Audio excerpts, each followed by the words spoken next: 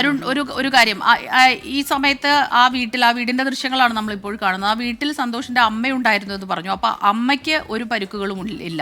മറ്റ് രണ്ടു പേർക്കാണ് അത് ഇവരുമായി ബന്ധപ്പെട്ട ഇപ്പൊ ഗുണ്ടകൾ തമ്മിലുള്ള കുടിപ്പകയാണ് എന്ന് പറഞ്ഞു. ഗുണ്ടാ നേതാവാണ് സന്തോഷ്. മുൻപുണ്ടായ ഒരു വധശ്രമ കേസ്, അതിലൊക്കെ അതുമായിട്ട് ചേർന്ന പകയാകാം ഇതിന് കാരണം എന്നുള്ളൊരു നിഗമനമുണ്ട്.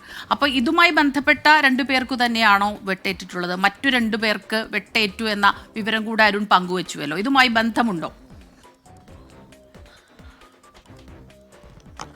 അസ്മിത, ഈ കേസുമായി ബന്ധമുണ്ടോ എന്നാണ് നിലവിൽ പോലീസ് ഈ ഘട്ടത്തിൽ സംശയിക്കുന്നത്. കാരണം ഒന്ന്, ഈ വവ്വാക്കാവ് സ്വദേശി അനീറാണ്. അത് ഈ കേസുമായി ബന്ധപ്പെട്ട് പോലീസ് പറയുന്നത് ഇങ്ങനെയാണ്: ഈ സംഭവത്തിന് ശേഷം, അതായത് 2:30 മുതൽ 2:45 ഈ കൊലപാതകം ഇവിടെ നടക്കുന്നത്. ഇതിനുശേഷം മടങ്ങിപ്പോയ സംഘമാണ് വവ്വാക്കാവിൽ വെച്ച് അനീറിനെ ഈ വെട്ടിപ്പരിക്കേൽപ്പിക്കുന്നത് എന്നുള്ളതാണ് പോലീസ് ഇഘട്ടത്തിൽ ഉറപ്പിക്കുന്നത്. അതിന് ചില സാഹചര്യങ്ങളും ചില ഘടകങ്ങളും കൂടി പോലീസ് പറയുന്നുണ്ട്. പക്ഷേ അത് ഇഘട്ടത്തിൽ പുറത്തുവിടാൻ കഴിയുന്നില്ല എന്നുള്ളതാണ് പോലീസിലെ ഉന്നത ഉദ്യോഗസ്ഥരിൽ നിന്ന് വ്യക്തമാകുന്നത്. സിറ്റി പോലീസ് കമ്മീഷണർ കിരൺ നരൻ അടക്കമുള്ള സംഘം ഇപ്പോൾ കരുനാഗപ്പള്ളിയിൽ ക്യാമ്പ് ചെയ്തുകൊണ്ട് ഈ അന്വേഷണത്തെ ലീഡ് ചെയ്യുകയും ചെയ്യുന്നുണ്ട്.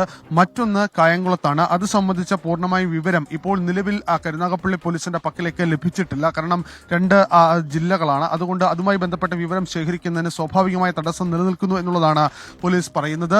ഈ വീട്ടിൽ ഉള്ളിലുണ്ടായിരുന്നത്, ഈ കൃത്യം നടക്കുന്ന സമയത്ത് വീട്ടിനുള്ളിൽ ഉണ്ടായിരുന്നത് അമ്മയും, അതായത് സന്തോഷിന്റെ അമ്മയും സന്തോഷും മാത്രമാണ്. അത് നമുക്ക് ആ ദൃശ്യങ്ങളിൽ കാണാം. ആ കതകിന്റെ ആ സൈഡ് അത് തോട്ട കൊണ്ട് എറിഞ്ഞു പൊട്ടിക്കുകയായിരുന്നു.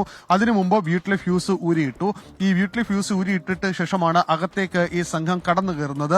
അവിടെ വെച്ചാണ് ഈ കാല് അത് പൂർണ്ണമായും ഈ കൂടം ഉപയോഗിച്ച് അടിച്ചു തകർക്കുകയും ചെയ്യുന്നത്. എന്തായാലും ഇത് കൃത്യമായി പ്ലാൻ ചെയ്ത് സന്തോഷിനെ കൊലപ്പെടുത്തണമെന്ന ഉദ്ദേശത്തോട് തന്നെ എത്തിയ സംഘമാണ് ഇതിന് പിന്നിൽ എന്നുള്ളതാണ് നിലവിൽ പോലീസ് തന്നെ പറയുന്നത്. നേരത്തെ സന്തോഷിന്റെ സുഹൃത്തുക്കളുമായി അടക്കം ഞാൻ സംസാരിച്ചിരുന്നു. അവരെല്ലാം പറഞ്ഞത് സന്തോഷിനെ എത്ര വേഗത്തിൽ നേരിടാൻ കഴിയുന്നതല്ല. അതുകൊണ്ട് തന്നെ വരുന്നവർക്ക് കൂടി കൃത്യമായ ധാരണയുണ്ടായിരുന്നു ഏത് തരത്തിൽ സന്തോഷിനെ ആക്രമിക്കണമെന്ന്. അത്തരമൊരു വിവരങ്ങൾ കൊല്ലം കരുനാഗപ്പള്ളിയിൽ ഗുണ്ടാ നേതാവിനെ വീട്ടിൽ കയറി വെട്ടിക്കൊലപ്പെടുത്തി. കരുനാഗപ്പള്ളി സ്വദേശി സന്തോഷാണ് കൊല്ലപ്പെട്ടത്. കഴിഞ്ഞ നവംബർ മാസത്തിൽ മറ്റൊരു ഗുണ്ടാ നേതാവിനെ കുത്തിയ കേസിൽ സന്തോഷ് റിമാൻഡിലായിരുന്നു.